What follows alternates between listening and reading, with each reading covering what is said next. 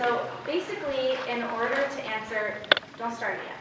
I'm going to time it. So in order to answer all of the 20 questions in the 25-minute SAT section, you would need to spend an average of 1 minute and 25 seconds on each problem. So obviously, with this short amount of time, it's hard to answer all of the questions right, especially the hard ones. So as a demonstration, I would like each of you to try and solve this math problem, and I will time you. So, start.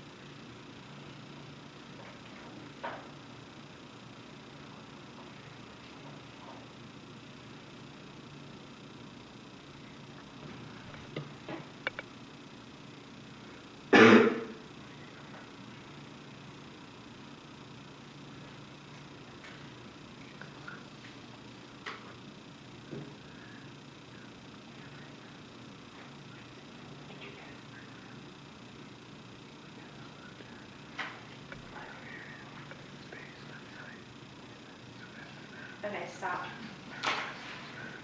So, on the College Board website, it states that SAT tests skills that are necessary for success in college and success in life.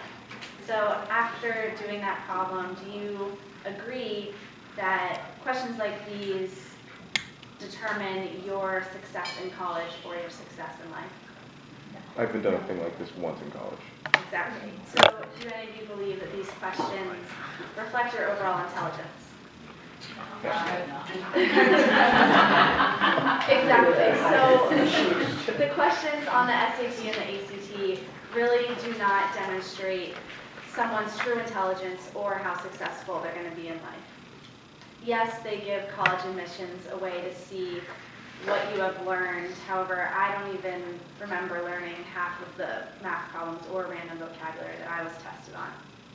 So today I'm going to be discussing why I believe these standardized tests are not a good way to, again, measure your success and knowledge. So first I will discuss a general background about the SATs and ACTs. Then I'll touch upon the amount of time and money that is spent on tutoring. Then I will talk about why they're not a good representation of intelligence or success. Then I will talk about a study done by the Dean of Bates College that looked at test optional schools. And finally, I will conclude. So as everyone knows, the SATs and the ACTs are college admissions tests that determine a student's academic ability. So the SAT was created as a way to see if students are able to handle college level work. And college admissions counselors, as you all know, look to see if a student will be able to handle the caliber of work at your specific university.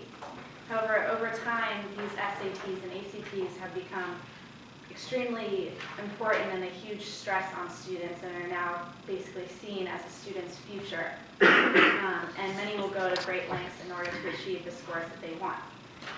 Some families will spend up to thousands of dollars on SAT tutors, and high schoolers would dedicate hours of time a week with these tutors in order to get their good scores. And looking back at the amount of time that I spent and money that I spent on these tutors, I realized how much of a waste of money and stress it was in my life at the time. And I remember feeling extremely uneasy about my future when I would get my scores back because I wasn't very confident, and I would compare them to my friends' scores. And basically my main focus junior and senior year was the tutoring, when really I should have been focusing on the actual grades I was getting in classes. And honestly, the tutoring didn't even bring up my scores, so that's a different story. The reality is that the SAT and the ACTs really cause a lot of unnecessary stress, and time is spent on them when it should be spent towards actual grades. So as I previously mentioned, the SATs and the ACTs are not a good representation of a student's academic ability.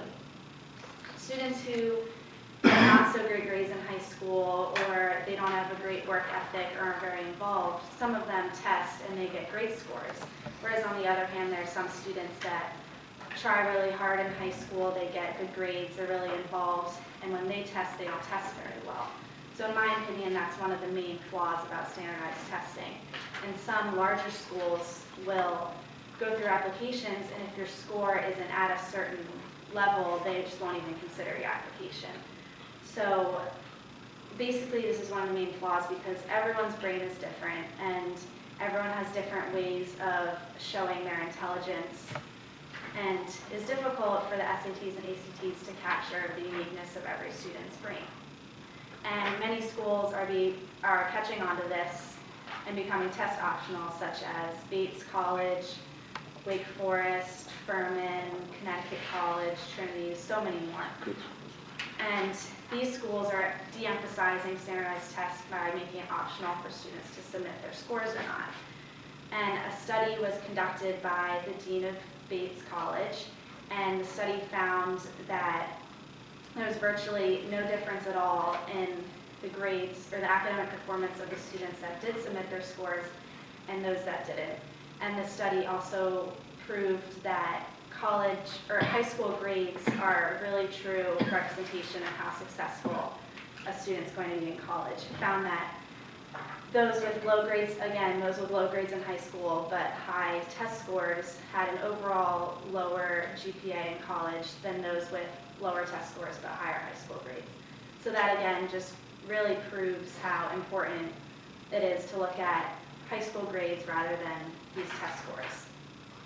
And after the study, the National Center for Fair and Open Testing issued a report for colleges to take a step back and really look at if they needed to use standardized testing. And the report indicated that colleges can drop testing requirements without the fear of their academic caliber declining. They don't have to worry about their school becoming less smart if they become test optional. And one issue with test scores is the idea of undermatching, and this is the idea that because of test scores, some students aren't put at the school that is the best fit for them. Again, as I mentioned multiple times, those students that don't get good grades in high school but test well might get into a better school that isn't necessarily the best fit for them, and vice versa. So instead, I believe that college admissions should really de-emphasize standardized testing, and more colleges should become test optional. I'm not saying that the SATs and ACTs should be completely eliminated, because for some people they are really helpful, but I just don't think that they should be a main focus because they aren't a true representation of a student's smartness. Thank you.